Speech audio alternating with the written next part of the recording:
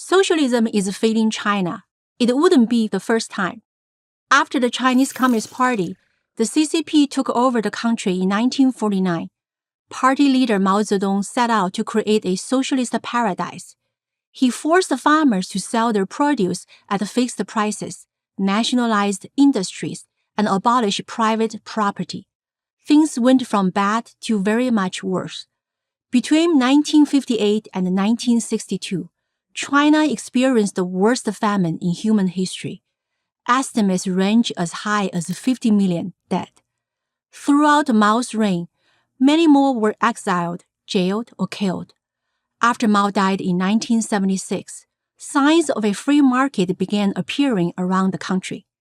Some brave farmers sold a portion of their produce at market prices.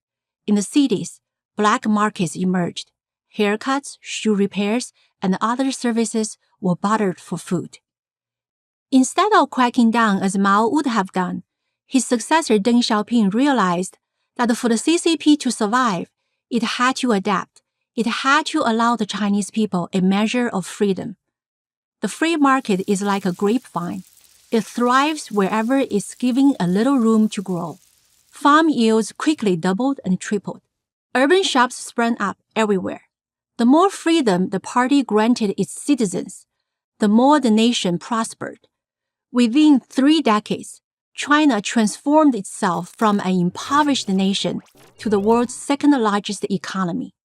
In that time, 800 million Chinese lifted themselves out of poverty. One of them was Jack Ma. Born in 1964, Ma, like most Chinese, grew up poor. He became an English teacher in 1988, making $12 a month.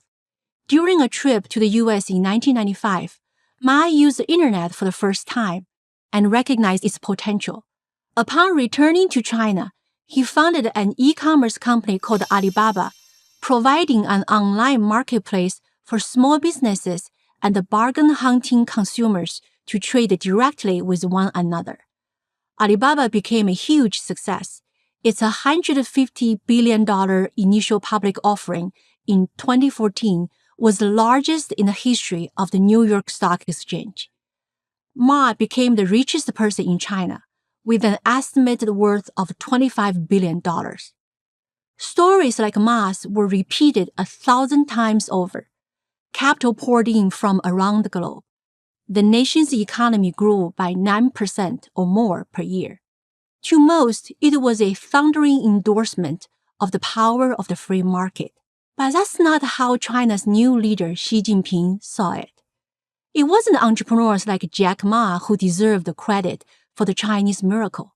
It was socialism and the CCP. For Xi, the path to more prosperity was not more freedom, but more government control. So Xi slowly and deliberately forced China back toward the socialist economic model envisioned by Mao. Deeply suspicious of entrepreneurs and their independent ways, Xi decided to show everyone who was in charge. And what a better way to do that than by making an example of China's most celebrated success story, Jack Ma. In October 2020, Ma mildly criticized China's overly complex banking system. That was too much for Xi. He ordered the Chinese authorities to abruptly suspend the $37 billion initial public offering of the Ant Group, a highly successful subsidiary of Alibaba. The cancellation cost investors billions of dollars. The company was also ordered to pay a $3 billion fine for alleged unfair practices. Then one day, Ma just disappeared. No one knew where he was for months. In November 2022, Financial Times reported that he was living quietly in Tokyo. He's rarely seen in public now. Since Ma's public shaming, China's economic growth has slowed down significantly. The youth unemployment rate reached 21% in June 2023 before Beijing stopped publishing the data altogether. It didn't comport with Xi's "the government knows best" philosophy. But almost no one in China is blaming Xi. No one dares. He has recently made himself president for life, which is a slightly more polite way of saying he's made himself dictator. Mao would be proud. We've been conditioned to think that China will soon surpass the US as the world's dominant economic power, but that scenario seems less likely now. The China juggernaut has stalled, and stagnation is a real possibility. Xi might be getting stronger, but the Chinese economy is getting weaker. Socialism never fails to fail.